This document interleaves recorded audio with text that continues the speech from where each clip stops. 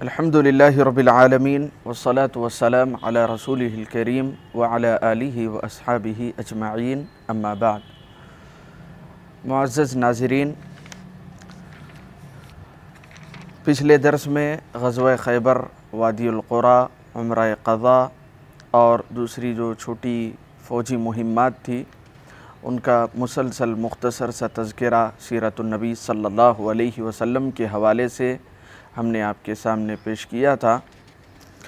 انہی چھوٹی فوجی مہمات میں سے ایک فوجی مہم غزوہ ذات السلاسل کے نام سے بھی ہے۔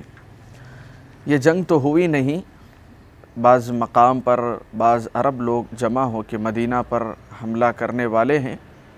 اللہ کے نبی صلی اللہ علیہ وسلم کو اپنے جاسوسوں کے ذریعے سے اس بات کی اطلاع ملی تو آپ نے انصار و مہاجرین کی ایک جماعت 300 افراد پر، پھر جب بعد میں وہ اس جماعت کو معلوم ہوا کہ دشمن اور بڑی تعداد میں ہیں تو پھر 200 صحابہ کو آپ نے بھیجا، اور مختلف امیر اس کے تھے۔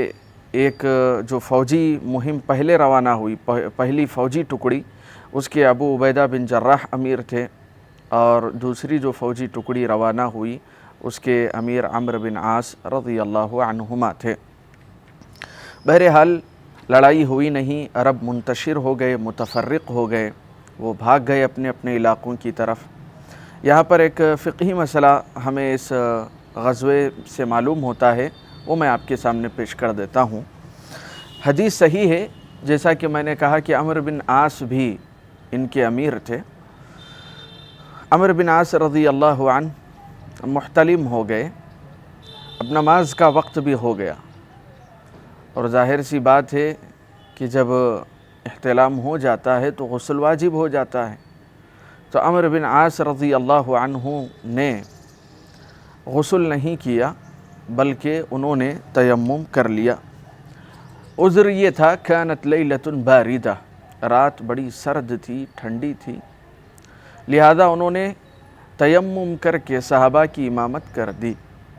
جب یہ لشکر اور یہ فوجی ٹکڑی واپس مدینہ پہنچی تو پیارے نبی صلی اللہ علیہ وسلم کے سامنے اس واقعے کو ذکر کیا گیا کہ حالت جنابت ہی میں عمرو بن عاص نے صحابہ کی امامت کروائی۔ اللہ کے نبی صلی اللہ علیہ وسلم نے پوچھا کہ کیا آپ نے لوگوں کو نماز پڑھائی وَكُنْتَ جُنُب، جبکہ آپ حالت جنابت میں تھے؟ عمرو بن عاص رضی اللہ عنہ نے کہا کہ میں نے نبی صلی اللہ علیہ وسلم کو فرماتے ہوئے سنا ہے، نبی کے سامنے ہی کہہ رہے ہیں، میں نے نبی صلی اللہ علیہ وسلم کو کہتے ہوئے سنا ہے وَلَا تَقْتُلُوا أَنفُسَكُمْ إِنَّ اللَّهَ كَانَ بِكُمْ رَحِيمًا۔ قرآن کریم کی آیت ہے کہ تم اپنے آپ کو قتل نہ کرو، اللہ تعالیٰ تم پر رحم کرنے والا ہے۔ رات ٹھنڈی تھی، اگر میں اس رات جو ہے غسل کر لیتا تو اور زیادہ مریض ہو جاتا، بیمار ہو جاتا، جبکہ شریعت نے خود کہا ہے، آپ نے خود کہا ہے کہ اپنے آپ کو ہلاکت میں نہ ڈالو، اللہ تعالیٰ تم پر رحم کرنے والا ہے۔ جب یہ فراست اور ان کی یہ دلیل اللہ کے نبی صلی اللہ علیہ وسلم کی عدالت میں انہوں نے جیسے ہی پیش کی، فضحک النبی صلی اللہ علیہ وسلم، اللہ کے نبی ہنس دیے، ولم یقل شیء، اور انہیں کچھ بھی نہیں کہا۔ تو یہ فقہی مسئلہ ہمیں معلوم ہوتا ہے کہ آدمی بہت زیادہ اگر اس کے پاس شرعی عذر ہو کہ وہ ٹھنڈک کی وجہ سے یا کسی اور عذر کی وجہ سے پانی کا استعمال نہیں کر سکتا، اس کی صحت پہ اور زیادہ ایفیکٹ ہوگا، وہ اس کی صحت اور زیادہ خراب ہو جائے گی، تو ایسی صورت میں تیمم یہ محل غسل کے کافی ہو جائے گا۔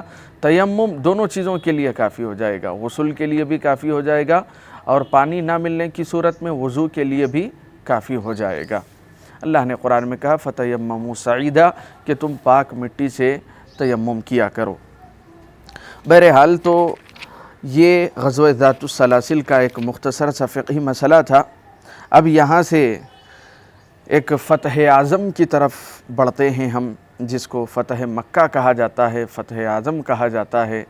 یہاں سے سارے عرب کے اوپر اسلامی پرچم بلند ہو گیا، اسلامی پھریرا اور اسلامی فوج کی ایک ڈھاک دیگر اقوام، عرب کے علاوہ دیگر اقوام میں بھی بیٹھ گئی، کیونکہ پھر سے واپسی ہو گئی تھی خانہ کعبہ، جس کے اطراف میں 360 بت رکھے ہوئے تھے، उन तमाम बुतों को गिरा दिया गया, मुनहदिम कर दिया गया। फिर से जो बैतुल्लाह जो तौहीद का मज़हर है वहाँ पर फिर से तौहीद की सदाएं बुलंद होने लगी। ये है फ़तह मक्का और ये है फ़तह आज़म।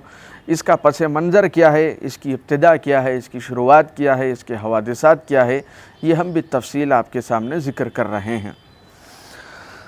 जैसा कि आपके सामने हमने कहा कि हुदैबिया के मकाम पर जब सुलह की जो दफ़ात मुअय्यन की गई थी, जिन दफ़ात पर दस्तखत की गई थी, उन दफ़ात में से ये भी था अल-हुदना, हुदनतुल हर्ब, जिसका मतलब वज़उल हर्ब, यानी कि 10 साल तक कुफ़ार मक्का और मदीना के मुसलमानों के दरमियान में किसी तरह की कोई जंग नहीं होगी, कोई जंग के लिए आगे नहीं आएगा। चूँकि पहले ही जो जंगें हुई थी उसमें दोनों तरफ से नुकसान हुआ था। बदर में तो मुशरिकीन का नुकसान हुआ ही था और इसी तरह उहद में भी उनका बराबरी का नुकसान हुआ था और इसी तरीक़े से ग़ज़वा खंदक में भी उनका भारी भरकम नुकसान हुआ था। छोटी मोटी जो फ़ौजी मुहिम्मात होती थी उसमें भी उनका नुकसान होता था और ये मदीना में पनपने वाली ये सल्तनत बहुत ज़्यादा मज़बूत होते जा रही थी, इसका अंदाज़ा उन्होंने कर लिया था। लिहाजा 10 साल तक के लिए जंग बंदी का मुआहिदा कर लिया गया। अल्लाह के नबी सल्लल्लाहु अलैहि वसल्लम की यूँ ही तालीमात है पहले ही से कि जंग करना या दुश्मन से मुलाकात की तमन्ना रखना ये कोई अच्छी चीज़ नहीं है। ला ततमन्नौ लिक़ा अल-अदू, और अल्लाह ताला ने भी कुरान करीम में कहा व इन जनहू लिस्सल्म फजनह लहा व तवक्कल अला अल्लाह, कि अगर आपका मुकाबिल वो आपसे सुलह के लिए आगे बढ़ता है तो आपको भी उसके साथ सुलह कर लेनी चाहिए।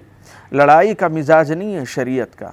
अल्लाह के नबी सल्लल्लाहु अलैहि वसल्लम ने भी सहाबा कराम को इसी बात का हुक्म दिया था कि दुश्मन से मिलने की तमन्ना ना करो, हाँ जब मिल जाए सब्र के साथ, साबित कदमी के साथ तुम उसका मुकाबला करो, पीठ फेर करके मैदान जंग से ना भागो। तो जंग बंदी हो गई 10 साल तक के लिए। अब यहाँ पर ये इख्तियार भी दे दिया गया था कि जिस कबीले को जिसका हलीफ होना है वो उसका हलीफ बन सकता है। हलीफ का मतलब ये है कि अगर उस कबीले पर कोई आफत आती है तो वो जिसका हलीफ है वो कबीला आकर के उसकी मदद करेगा, यानी मददगार। तो जो जिसके ज़ेरे साया दाखिल होना चाहता है, जो जिसका हलीफ बनना चाहता है वो बन सकता है, उसको इख्तियार है। मक्का के अंदर 2 कबीले थे, एक कबीले बनु बकर और दूसरा कबीले बनु खुज़ाआ। ये 2 कबीले थे, इन दोनों के दरमियान में ज़माने जाहिलियत ही से बड़ी अदावत और दुश्मनी चली आ रही थी। तो कबीले बनु बकर ये कुफ़ार और मुशरिकीन और अहले मक्का के हलीफ बने और कबीले खुज़ाआ ये अल्लाह के नबी सल्लल्लाहु अलैहि वसल्लम के हलीफ बने। चुनांचे जंग बंदी हो गई, अल्लाह के नबी सल्लल्लाहु अलैहि वसल्लम मदीना में हैं और सब कुछ अमन के साथ, पीस और सुकून और सलामती के साथ मामलात हो रहे थे। लेकिन एक रात हुआ ये कि चूँकि दुश्मनी थी, कबीले बनु बकर ने उनके अंदर जो इंतकाम का जज्बा और इंतकाम की आग भड़क रही थी उसको उन्होंने गनीमत जाना और एक रात कबीले बनु खुज़ाआ के ऊपर अचानक ताबड़तोड़ हमला कर दिया।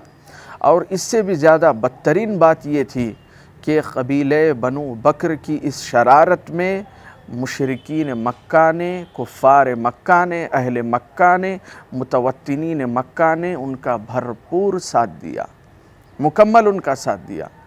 कबीले बनु खुज़ाआ को तहतैग करने के लिए, उसे तबाह व ताराज करने के लिए और उन्होंने हथियार फ़राहम किए, रातों रात नेज़े फ़राहम किए, तलवारें फ़राहम की और यूँ मक्का के अंदर एक ही रात में कबीले बनु खुज़ाआ का कत्ल आम किया गया। यहाँ तक कि कबीले बनु खुज़ाआ के लोग पनाह लेने के लिए वो हरम में दाखिल हो गए तो उनसे कहा गया ला इलाहा लकुम अल-यौम, कि आज तो तुम्हें बचाने के लिए तुम्हारा कोई माबूद नहीं आएगा, आज तुम्हें कोई नहीं बचा सकता। लिहाजा हरम में भी कबीले बनु खुज़ाआ का खून बहाया गया। चूँकि अल्लाह के रसूल के हलीफ भी थे, एक शख्स वो बचते बचाते मदीना पहुँचे।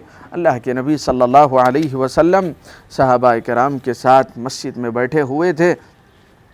लिहाजा इनका नाम था पहुँचने वाले उमर बिन सालिम। उमर बिन सालिम ये पहुँचे اور انہوں نے عربی میں چند اشعار کہے، یا ربی انی ناشد محمدن، کہ اے میرے رب میں محمد کو پکار رہا ہوں۔ یعنی کہ ان اشعار کے ذریعے سے انہوں نے چند اشعار پڑھے تھے، 7-8 مصروں پر مشتمل تھے۔ ان اشعار کے ذریعے سے اللہ کے نبی کو ساری داستان بتا دی کہ ہوا کیا، کیسے قبیلے بنو خزاعہ پر ظلم و ستم کے پہاڑ توڑے گئے اور کیسے انہیں ظلم و ستم کا تختہ مشق بنایا گیا۔ جب اہل مکہ کی یہ دھوکہ دھڑی اور ان کا یہ فریب اور معاہدے کو توڑنا نقض العہد ثابت ہو گیا، اللہ کے نبی صلی اللہ علیہ وسلم نے کہا، نصرت یا عمر بن سالم، تیری مدد کی گئی ہے عمر بن سالم۔ کیا مطلب تھا؟ اہل مکہ نے معاہدے کو توڑا، اللہ کے نبی نے معاہدے کو نہیں توڑا، انہوں نے معاہدے کو توڑا، مسلمانوں کے حلیف کا قتل عام کیا۔ لہذا اب اللہ کے نبی صلی اللہ علیہ وسلم نے ایک اشارہ دے دیا کہ اہل مکہ ایک بہت بڑی جنگ کی تیاری کے لیے اب وہ بالکل سامنے سے مقابلہ کریں گے اللہ کے نبی، اور وہ ایک الٹیمیٹم دے دیا گیا، نصرت یا عمر بن سالم، کہ اب اہل مکہ تیار ہو جائیں کہ بہت بڑی جنگ چھڑنے والی ہے۔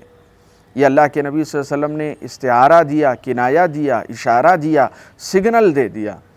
اب اہل مکہ نے بھی بھاپ لیا کہ ہم نے کس کو قتل کیا؟ اللہ کے رسول کے حلیف کو قتل کیا، اور اللہ کے رسول وعدوں کے بڑے پابند ہیں، وہ عہد کے بڑے پابند ہیں، عہد کو توڑتے نہیں ہیں۔ چنانچہ انہوں نے اس بات کو بخوبی بھانپ لیا کہ اب بہت بڑا تابڑ توڑ حملہ ہونے والا ہے اہل مکہ کے اوپر۔ انہوں نے اپنا آدمی بھیجایا، کس کو؟ ابو سفیان کو۔ ابو سفیان رضی اللہ عنہ، اس وقت وہ اسلام میں داخل نہیں ہوئے تھے، چنانچہ ابو سفیان کو اپنا سفیر بنا کر کے مدینہ بھیجا۔ ابو سفیان کی بیٹی یہ اللہ کے نبی صلی اللہ علیہ وسلم کے نکاح میں تھی، جن کا نام تھا ام حبیبہ۔ مدینہ پہنچے، بیٹی کے گھر میں داخل ہوئے۔ اللہ کے رسول صلی اللہ علیہ وسلم جس بستر پر بیٹھتے تھے، وہاں جس چادر پر بیٹھتے تھے، وہاں پر بیٹھنے کی کوشش کی تو ام حبیبہ نے اس بستر کو ہٹا دیا اور کہا کہ تمہاری حیثیت نہیں ہے، اپنے باپ سے کہہ رہی ہے، تمہاری حیثیت نہیں ہے کہ تم اللہ کے رسول صلی اللہ علیہ وسلم کی بیٹھنے والی جگہ پر بیٹھو۔ بہرحال اب وہ آئے اللہ کے رسول کے پاس، اللہ کے رسول صلی اللہ علیہ وسلم سے کہا کہ جانے دیجئے، چھوڑ دیجئے، حلیف ہے، ہم سنبھال لیں گے، معاملہ نپٹا لیں گے۔ وہ تو رسول اللہ ہے، آپ کی شخصیت، آپ جو وعدہ کر لیں آپ اس سے پیچھے نہیں ہٹتے۔ اللہ کے نبی صلی اللہ علیہ وسلم نے فلم یرد علیہ شیء، کوئی جواب نہیں دیا۔ اللہ کے رسول نے کسی طرح کا کوئی تسلی والا جملہ نہیں کہا کہ ٹھیک ہے ہم حملہ نہیں کریں گے، ہم آئیں گے نہیں۔ فلم یرد علیہ شیء، کوئی بات ہی نہیں کی اللہ کے رسول نے۔ کہا کہ معاہدے کو تم نے توڑا ہے، اب اس کا خمیازہ تو تمہیں بھگتنا ہی پڑے گا۔ چنانچہ ابو بکر صدیق رضی اللہ عنہ کے پاس پہنچے۔ ابو بکر صدیق رضی اللہ عنہ نے کہا کہ اللہ کے رسول جس معاملے پر خاموش ہیں وہاں میں کیسے سفارش کر سکتا ہوں۔ پھر اس کے بعد عمر رضی اللہ عنہ کے پاس آئے، عمر رضی اللہ عنہ نے بھی کوئی جواب نہیں دیا۔ تو پھر اس کے بعد ابو سفیان علی رضی اللہ عنہ کے پاس آئے، کہا کہ تم تو ہمارے نزدیکی ہو، قریبی ہو، بہت زیادہ ہمارے اور تمہارے درمیان میں رشتہ داریاں ہیں۔ یہ تمام باتیں علی رضی اللہ عنہ کے سامنے کہی۔ علی رضی اللہ عنہ نے کہا کہ جس معاملے پر اللہ کے رسول عزم مصمم کر لیں، اس معاملے پر ہم میں یہ ہمت نہیں کہ ہم کسی طرح کی کوئی سفارش کر سکیں۔ چنانچہ ابو سفیان کو لا محالہ مایوس ہو کر کے مکہ لوٹنا پڑا۔ اب اس کے بعد کیا ہوا انشاءاللہ آئندہ درس میں ہم آپ کے سامنے پیش کریں گے۔ اللہ تعالیٰ سے دعا ہے کہ اللہ تعالیٰ سیرت النبویہ صلی اللہ علیہ وسلم سے ہمیں درس و عبرت حاصل کرنے والا بنائے اور اس کے موافق زندگی گزارنے والا بنائے۔ آمین۔ السلام علیکم۔